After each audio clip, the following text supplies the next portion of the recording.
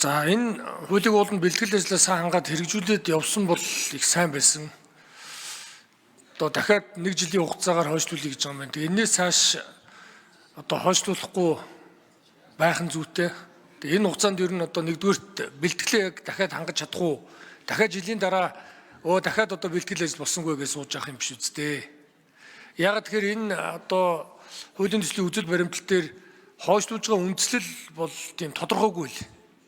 Яг одоо хууль эрх зүйн хувьд бол ийм зүйлээс шалтгаалж хойшлуулаа гэдэг зүйл тодорхойгүй лээ.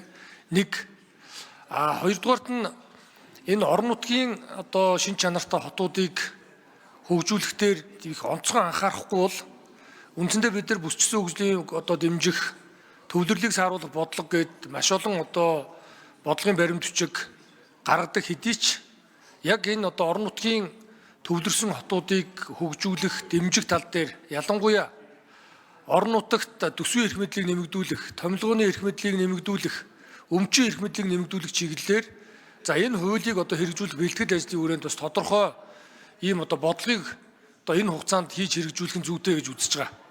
За тухайлбал одоо энэ төрийн өмч гээд байна, тусдаа орон нутгийн өмч гээд байна. За ялангуяа одоо орон нутгийн томилгоо гэхэд үндсэндээ ихэнх нь босоо томилгоотой болцсон. Өмнө нь бол одоо дийлэнх нь орон нутаг хэвтэй томилгоотой байсан бол одоо эсэргээр болсон.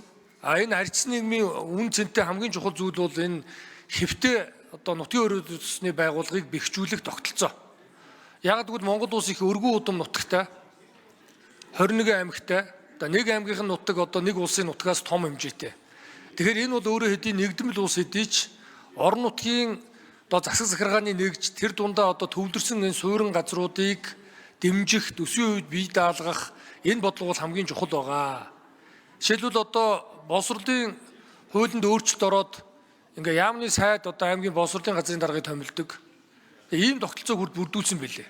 Яг үндэ одоо яамны сайд хүн боловсролын яамны сайд хүн одоо орон нутгийн боловсролын газрын даргатаа одоо энэ ажил хэргийн хувьд одоо хэр уялдаа холбоотой одоо байнгын хамтарч ажиллах юм бол би бол мэдэхгүй байна. Эсвэргээрээ сая Америкийн нэгдсэн улсад гэхэд энэ боловсролын яамаа одоо үндсэндээ татан буулгасан байна гэж ойлгож байгаа шүү дээ. Орон нутгийн мужуудад энэ боловсролын асуудлыг одоо бие даан хэрэгжүүлэхийг одоо даалгасан гэт. Бүгдээр нь солонгос улсад ч гэсэн ингээ боловсролын газрын дарга нь одоо иргэдээсээ хотын даргынхаа дараа сонгогддог чит.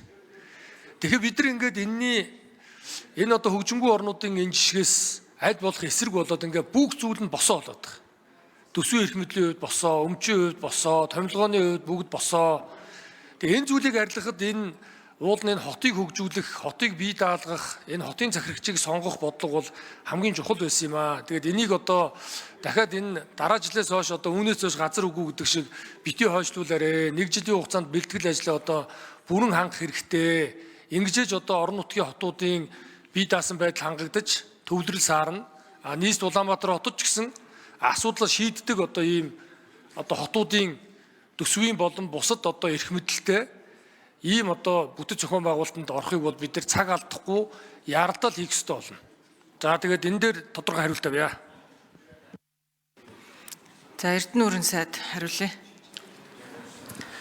За энэ хуулийн хэрэгжилтийг хойшлуулах одоо үндсэн шалтгаан бол шинээр байгуулагдах энэ хотуудын хил хязгаарыг тогтоох, эдэлбэр газрын хил хязгаарыг тогтоох ажил байгаамаа. Энэ дээр бол одоо их цаг авахар байгаа.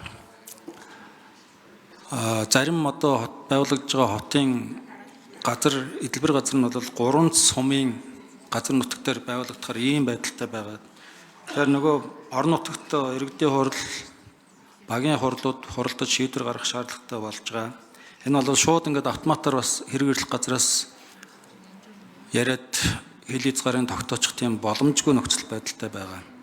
Энэ бол зөвхөн бас засгийн газрын ажил биш, ялангуяа орон нутгаас сонгогдсон их хурлын гишүүдэд бас энэ хуулийн хэрэгжилтэн дээр оролцож өгвөл бас их иргэдэд ойлгуулахад бас сайн болох болов уу гэж ингэж бодож байгаа. Дээр нь бол хэд хэдэн газар бол ерөнхий төлгөөний ажил хийгдэж явж байгаа. Зарим дээр нь бэлтгэл ажил нь хийж явж байгаа. Тэгэд энэ ерөнхий төлгөөнүүд гарах нь бас хил хязгааруудыг нь тохироход бас их ач холбогдолтой байгаа. Тийм учраас 1 жилээр сонгож ажиллая гэж ингэж хуулийн төсөл оруулж ирж байгаа.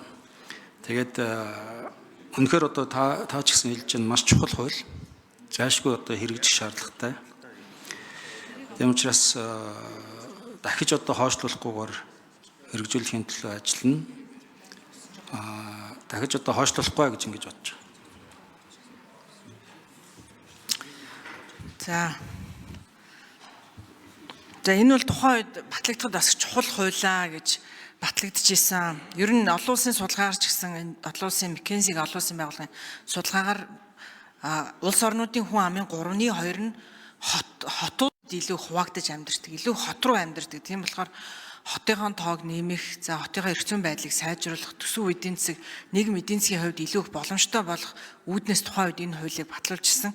Тэгээ одоо эх жилээс гишүүдийн асууж байгаа асуулт бол ерөөс эх жилээс цаг алдахгүйгээр үүнийг хэрэгжүүлнэ биздээ олон сайн зүйл залттай хууль болсон шүү гэдэг дээр Бадамсаран гишүүн бас ач холбогдолч анхаарч хэллээ. За